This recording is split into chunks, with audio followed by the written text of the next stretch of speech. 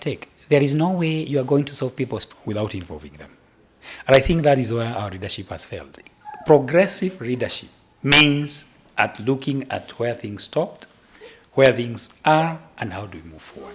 The kind of discussions that are taking place in our assemblies, be it county, be it National Assembly, the kind of representation that is required of you needs somebody who has confidence, somebody who is exposed, and somebody who has the know-how.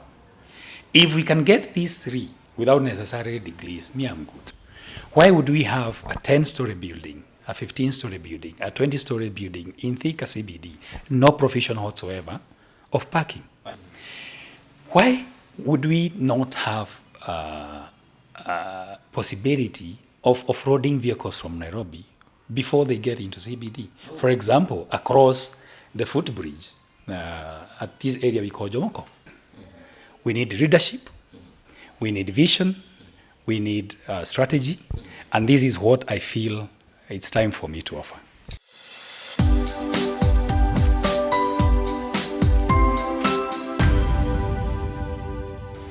Hello viewers, this is 3T TV once again with Countdown 2022. This time we interview some of the aspirants that have shown interest in the 2022 general elections in various seats.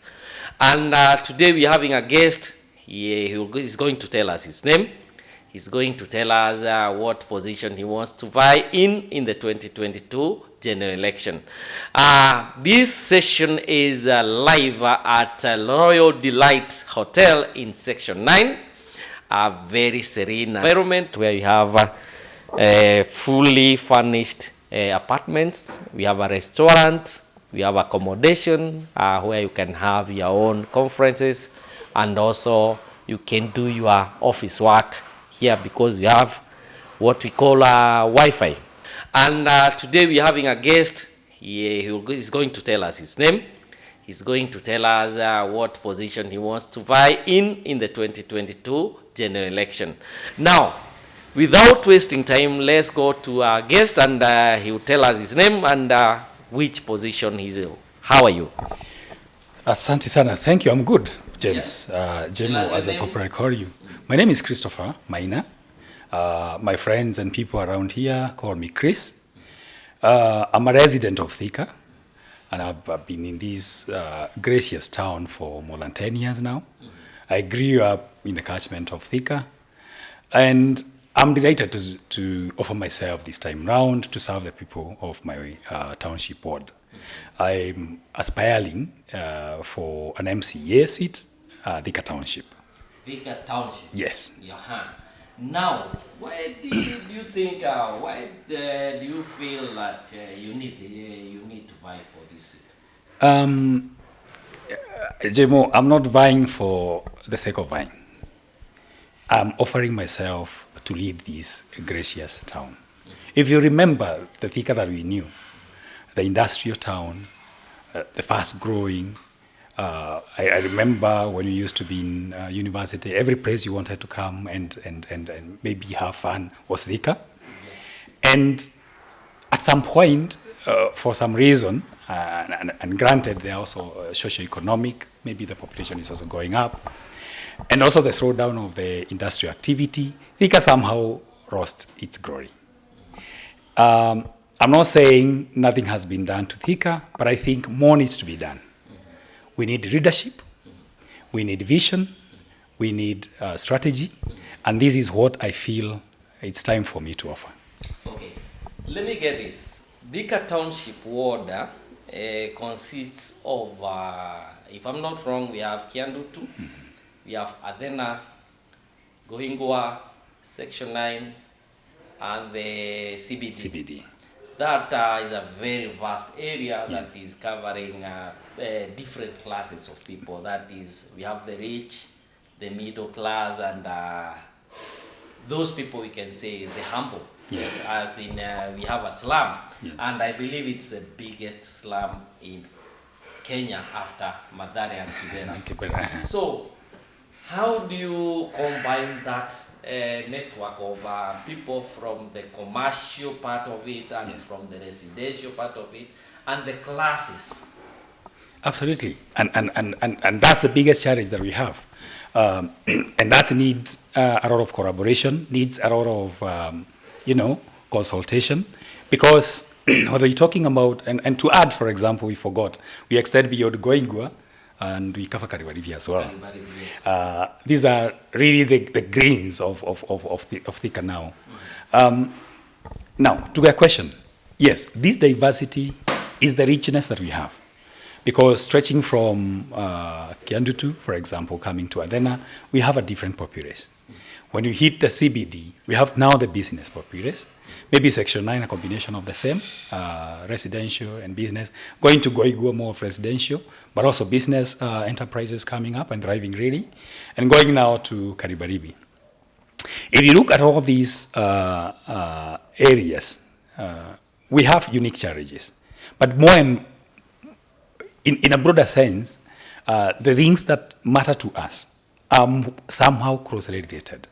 Because when you talk about the infrastructure, it has to be according to the standard of that place. Because, for example, we might not be able to provide a 9-meter wide road in Kiadut, for example, but maybe you can do a 6-meter road. And people there will be served. When you come to CBD, we'll be looking at how are the roads there. And remember, in collaboration, of course, with the other sectors of leadership, to make sure that the roads are passable. When it rains, we are able to move around and do our business. If you go to Goigua, talk about the roads, for example, as well. Are people able to, access their homes properly, or at some point they have to push their cars? And the same going to Karibaribi. So in terms of infrastructure, you have to look at all these levels of roads and make sure that they are passable. I think the key word is passable. If you talk about now security, and this is a major, and it cuts across, maybe the level of insecurity that we're talking about might differ, because some places you find there's more snatching, maybe some other there are breakdowns or breakups in houses, and this kind of thing. So I think for me, I'm going to use a three-pronged approach. And this three-pronged approach is, first of all, working with the political leadership, as it were. Because with the political leadership, then we are able to use the resources that have been provided by the security and the government, for example, and push for this kind of delivery. Because our key is representing our people and lobbying for them. So my intention, and for example, looking at the expanse, I want to have contacts with, for example, the chiefs, because in all these areas we have chiefs, we have sub-chiefs. When you come to town, we have business leaders, because it's a business environment. So, for example, the what we call the Thika business fraternity. And if you extend to the other side of the road, of course, there are the Nyumba Kumi leaders, there are the chiefs, and representatives. And once we sit down with these, and we have started, by the way, sitting around with some of these people, and we hear what they are talking about. And some of, because again, if you propose a treatment for this kind of diversity, without really reaching out and finding out what is their proposal first, even as you come with yours, then you are not able to collaborate properly. So, in a nutshell, my approach will be, first of all, touching grounds with the people. Of course, it's easier to say that we understand the problems, we know the problem, but we need these problems to be elaborated in a way that these people can explain themselves, okay? And then we'll sit down together and say, okay, this is the issue, where do we start? And I'm not going to do this alone. And I believe every leader that is aspiring to be part of the leadership of Thika, be it at the county, be it at the National Assembly, is ready and willing to work around this. Because, as you understand, there are divisions in terms of what you are responsible of. But at the end of the day, there are people. Okay, now let me get this there. Each of these diverse areas have their own unique challenges. Yes, yes. And let's start. The main challenge of Thika Township is the CBD. Yes. The central district business. True. And I don't know what is your plan for the CBD, because that is the main source of income for this, maybe this ward and Kiambu County. What is your plan for the CBD? Thank you, Jem. I've been a business owner in Thika myself, and I understand the dynamics of the business environment in Thika. But let's talk about the challenges that I pick first. First of all, is parking, for example. For you to find a parking along the major streets of Thika, you really have to drive up and down. What might be the problem?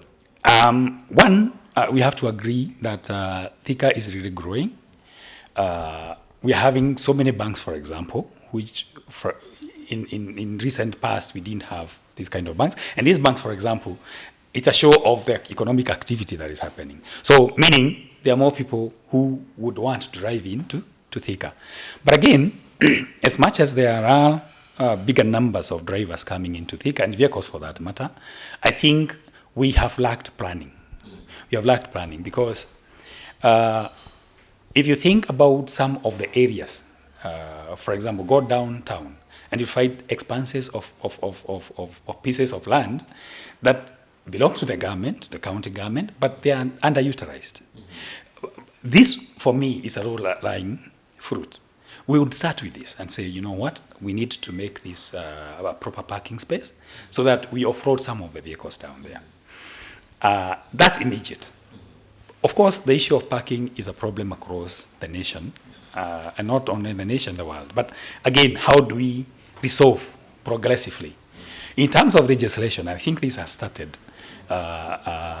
We need to come with policies and make sure these policies are really adhered to. Why would we have a 10-story building, a 15-story building, a 20-story building in Thika CBD, no provision whatsoever of parking? Yes. So we have to make sure that we go to the county assembly and make sure some of these things are registered upon. Make sure, you know what, this is your plan, show us your parking. The basements, for example, and or the rooftop, if you want. And rooftop is an excellent one because at the rooftop nothing much happens. Yeah. And this is doable when there is policy and there is the dialective, if you want to put that way, and you involve people. Think about some of the areas in Nairobi, for example. You'll find a whole building, 3, 4, 5 floors, parking. But then the question would be then, how do we entice? How do we motivate investors to do this? And these are some of the ideas that we need to share even with, for example, the governor, the area MP, and corroborate, because, again, it has to come with incentives. If for example, you are saying an investor is coming to solve our problems as the residents of Thika, as the county government of Thika, as, for example, the ward administration of Thika, I think then there is a reason to legislate some of the things that can help them invest. For example, if it comes to approvals, we can say, you know what, in a legislative way, if an investor wants to invest in parking, we are going to waive ABCD, okay? Because waivers in the long run are good motivation across, even in other industries. In terms of acquisition of land, we can lease. The county government would have land that is not using in the meantime. We can lease this kind of land, and we get investors who can come up and have full-blown parking lots. So these are things these things are doable, but of course it has to be deliberate, and it has to be collaborative, because again, we don't want to do something that compromises other areas of our needs. You also have the issue still on parking. This issue of Matatus all over the town. Yes. We have tuk-tuks and we have what you call motorcycles, boda and the rest all over the town. How don't you see that also it's also a factor that is creating some confusion in the parking? A very interesting question, Jemo. And you wonder why. I think the misconception of convenience the word convenience, leads to this absurd arrangement of matatus, for example. You'd want somebody to drop here and pick a matatu there. But think differently. We have 3 exits of Thika Town, okay? Going down towards MKU and going down all the way now to the exit of Gariza Road. Eh?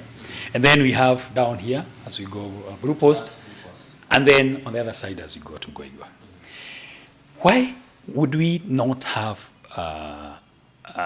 possibility of off-roading vehicles from Nairobi before they get into CBD? For example, across the footbridge at this area we call Jomoko. Why not? We have that land there. Why can't we think of some of the areas down so that we minimize as much as possible the number of vehicles? Because we might not be able to entirely remove the vehicles because again, our passengers, our people, business people who are coming to town, the workers, they need, convenient transport. But it ought not be haphazard as it is, and we can be able to off-road. And these are the things that we can sit down and agree, and in a collaborative way, we can suggest, for example, to have these parking lots, major parking lots outside of the CBD. And this is doable. It's doable. Yes. Now, outside the parking, yes, you also have this other challenge that, especially on the CBD, that is the issue of illegal, let me call them illegal structures. And yes, also we have hawkers all over, yes, especially in the evening. yes, And some of the traders around yes, feel affected yes, by the presence of those structures and also those hawkers. yes. One, they are part of us, yes, so we cannot wish them away. You can't wish them. So how do you go about the balance between this informal trader yes, and the formal trader? But traders. And as you put it, these are all our people. Yes. And at the end of the day, each and every one of them want to go home with a piece of bread for the kids. But again, how do we make sure then my business doesn't kill his or her business? Think about hawking. Let's start there because that I think is a major thing. Why what we need to ask ourselves is why is it that these hawkers are so much into getting into these streets? And if you ask me, it's because they don't have opportunities to sell their wares elsewhere. One might argue, no, they are marketplaces, but they don't want to pay. People might argue that way. But I think even the payments that we ask out of these kind of businesses are outrageous.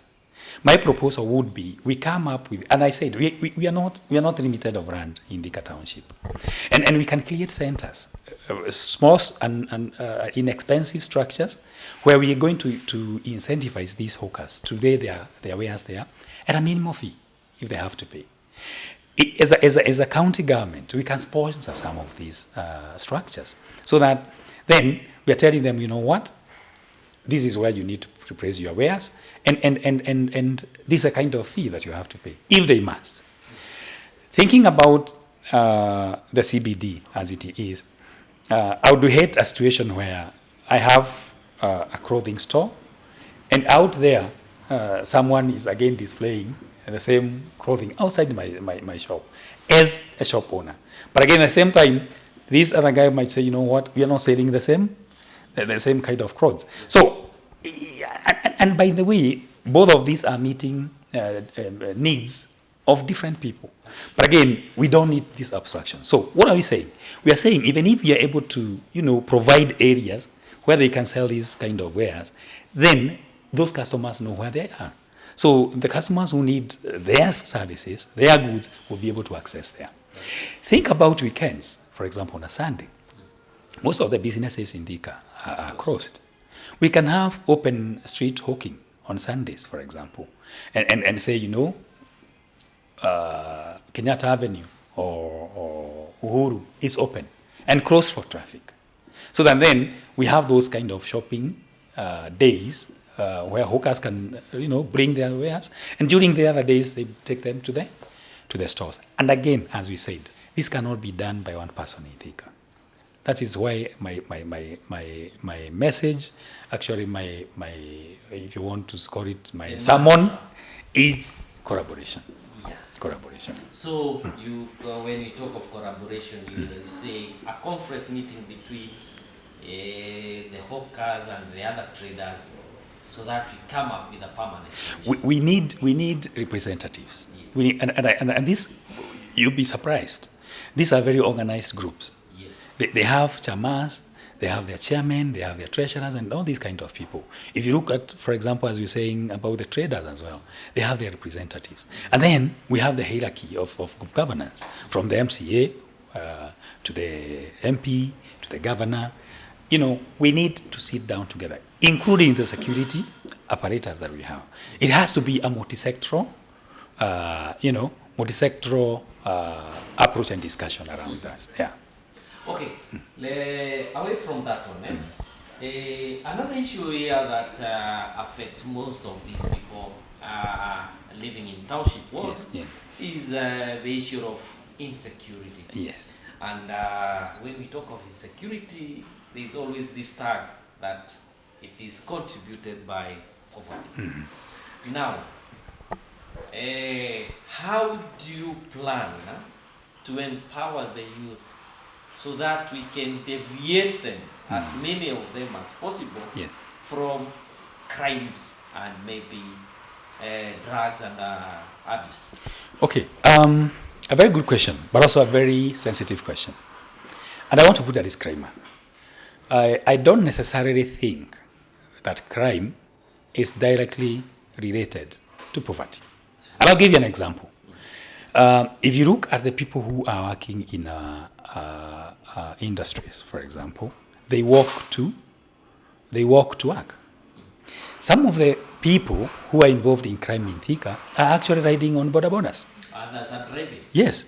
So we are saying that as a guy who's snatching a phone, riding on a motorbike is poor than a guy who is walking 5 kilometers to an industrial park to work for a whole day and go back. I think there is a problem there. Yes. There's a problem. Mm-hmm. So I think there are various motivations to crime. Mm-hmm. And poverty is not necessarily one of the reasons. I mean, the major reason. It's one of the contributing factors. Mm-hmm. But again, I don't want to wish it away because it's a little thing. And this thing of youth empowerment is a great discussion. And we've seen projects before that have been started addressing some of these people who might not be, fully engaged in financial generating activities during the day. And they're given, for example, think about that famous Kazi Mtaani, a very good phrase. And I think so many things have been done before. And maybe we don't need to do anything new right now. Most probably is looking at some of those projects and see how are they done and how can they be done better. Because there's a lot to be done. If you think about the work, the manual work that we have around here, we have a lot to do in Thika, including paving of our paths. We can have our youth paving these paths manually, and there's a lot these guys can do.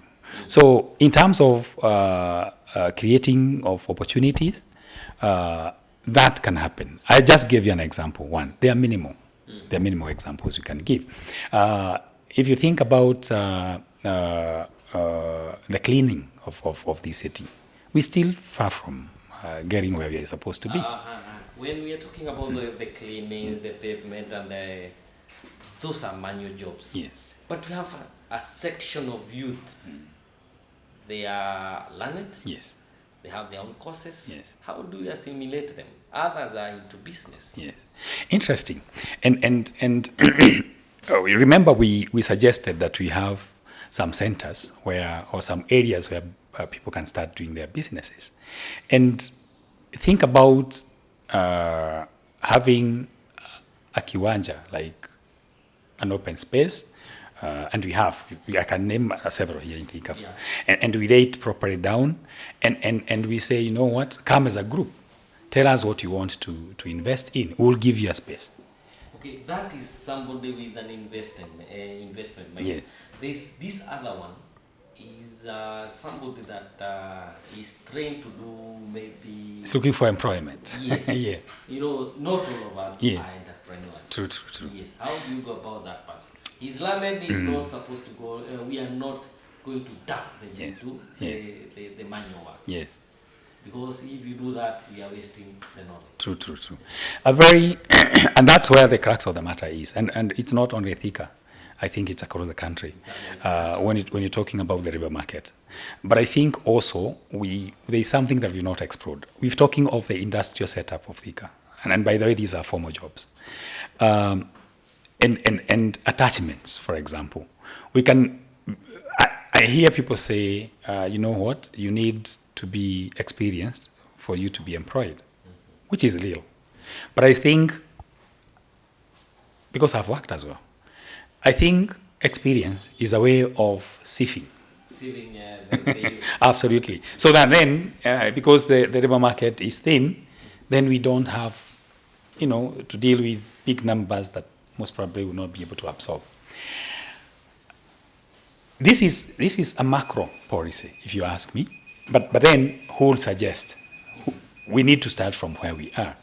And for me, if you think about Thika and think about the surrounding environment, we from the university, for example, that we have, from the colleges that we have, we can collaborate with the industries. We can collaborate with the factories that are here. We can collaborate with the businesses that are here, so that we see if they are able to offer, and they know they can, if they approach properly and incentivized, to offer attachment, okay, to these youths who are leaving colleges. Say, think about it.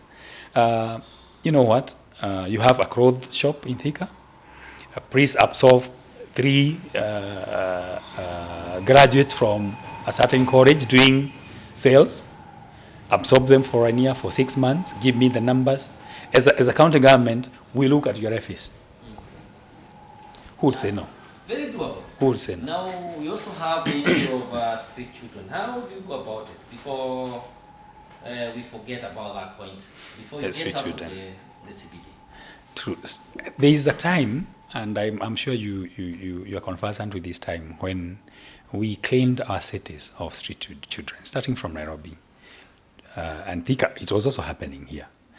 And what was happening then was creation of centers, where these street families were being, taken, corrected and taken. I use correct, because that is the term that was being used then, which is very inhuman. I would say taken, to be a little bit friendly, and accommodated. What happened to the project? It was not sustainable. Why? If you ask me, it's about finance. Once you consolidate street families in settlement locations, what else do you do with them? And these are the people I'm saying we need to engage. Make sure they are well fed. But again, they are the people who should come here, and we use the cleaning environment to engage them. And it's not as simple as I would want to put it. But I'm thinking, why did we have it clean then? Because again, these are people. We don't want again to put them like in a pigsty. But it has to be a very well-thought process. What I'm saying is, some of the things that have been done, we need to check at what went wrong. We don't necessarily need to have, because again, where do you take them? You have to start there. Because, and how do you motivate them to go and live there? Okay. Yeah. Now, if I go back, we have been having leadership since independence and pre-independence. Yes. Now we are talking of 2022. Yes. Countdown 2022, that is. Yeah. Live now on the Royal Delight Hotel. Thanks, Jeff. Now, what difference do you expect from this MCA, Chris? Interesting. That same of old tune. You see, every day is a new environment for me. Has anything been done in Thika Town? Yes. Yes, a lot has been done. Is it enough? No. No. So I don't want to say Chris will come like this Messiah who's always been waited by the Israelites, who will come and boom, everything is fixed. Because every day has new challenges. I'll give you an example. When the Thika Superhighway was done, you could travel from Thika to Nairobi in 20 minutes. 20 minutes. What happened thereafter? Jam. So then it's an issue of now how do we move forward? Can we say then, because the leadership that was there, that made the roads, didn't foresee this kind of jam, they did nothing? No. A lot has been done. But progressive leadership means at looking at where things stopped, where things are, and how do we move forward.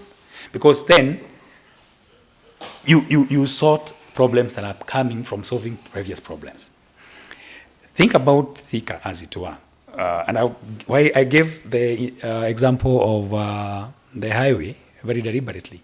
Because after the construction of that highway, as it was starting and after, that is when we saw massive numbers of residents moving to Thika. And of course that came with challenges. There has been regimes that I believe they have tried to do their best. But I think, and this is my take, there is no way you are going to solve people's problem without involving them. And I think that is where our leadership has failed across. I've been a resident of Thika myself. I've been a resident of this country. And I know if you are properly in touch with the people on the ground, the business community, have a forum whereby you're going to be meeting business community maybe on a 3-month cycle, 6-month cycle, whatever, to understand what the challenges are having. And by the way, you'll be surprised. These are the people who are giving you ideas of how to sort them.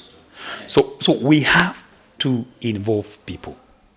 Now, then there is this issue or a policy that the government proposed that during the 2022 general election, yes, each and every candidate must be a degree holder. I don't know, do you agree to it? Or is it far-fetched? I was wishing you don't ask me that question. But anyway, it has come. It's a very delicate discussion. Because if I remember some statistics that were released recently, I think it was in Citizen, in some of the media papers, a shocking 1.5 million out of 47 million Kenyans have first degree. Okay? If you think about that as a percentage of the whole population, and then you wonder whether then if you make that as a requirement, is really representative, maybe you'll have questions. But again, on the flip side, why is education necessary? You see, because I can be born a reader, but I think my leadership will be made even better by the exposure I have. And one of the exposure that most probably you can display someone on is education process. So unfortunately, our evaluation is a little bit, I would say, not very fair, as I would put it. And I'm glad CBC has come, because CBC now exposes to people to their potentials without necessarily ranking them. Now, is a degree a necessity? Yes and no. Yes, because leadership with credentials is important. And it is important because you are sitting on a negotiating table with people who are exposed and might be overexposed than you are. Are you the best leader because you are having a degree? Maybe not. But then, in any work environment, there are those basic requirements. And we cannot say these basic requirements are unfair. Because I think the authors of that analogy or that school of thought had something to think about. Secondly, we talked about unemployment. And if you define unemployment, is the number of people who are qualified and ready to work, but they don't have opportunities for work. So if somebody has a degree and is not employed, that's unemployment directly. Does it mean then if I have a diploma and I'm not employed, it's not unemployment? It is. But the ranking is different. So that we also motivate our children. I think it's a consideration that can be made. Maybe the approach might be different in terms of which posts are we looking at, which areas, because I know in some areas you might go and find out, for example, an MCA, where there's no aspiring as MCA who holds a degree. Then what happens in those areas? So we need to approach it differently. Personally, I've been exposed to the academic world. Just to let you know, I hold a master's degree. And I know this has helped me as well in the corporate world where I've been for the last 22 years. The kind of discussions that are taking place in our assemblies, be it county, be it National Assembly, the kind of representation that is required of you needs somebody who has confidence, somebody who is exposed, and somebody who has the know-how. If we can get these three without necessary degrees, me, I'm good. Okay, I get your point.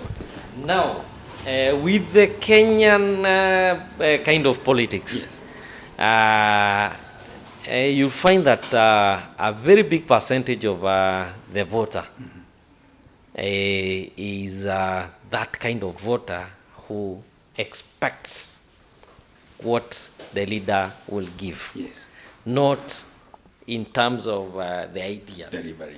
But utatoa nini. So, how prepared are you with that kind of voter? And there are very many, especially in township. Absolutely. I don't want to mix my words. And by the way, this one I have to be very bold about. In our language, we call it goshinakeni. Na gudiada. I don't think those are strategies that I'm going to use. I'm not prepared to use those strategies, but I'm very ready to meet everyone wherever he or she can be reached. And the expectation is very simple. It's cultural. And culture is something that we've been exposed to for a very long time. It might not change. And actually, you can be penalized for not doing that. But think about it. It also gives you the appetite to be corrupt. That is true. Because you've paid, actually, I bought your vote. You bought the vote. So don't expect anything from me after that. I don't want this kind of scenario. God willing, when I get to that office, I want you to come as JMO and tell me, Chris, you know what? I gave you my vote. What is happening to my village? What is happening to my environment?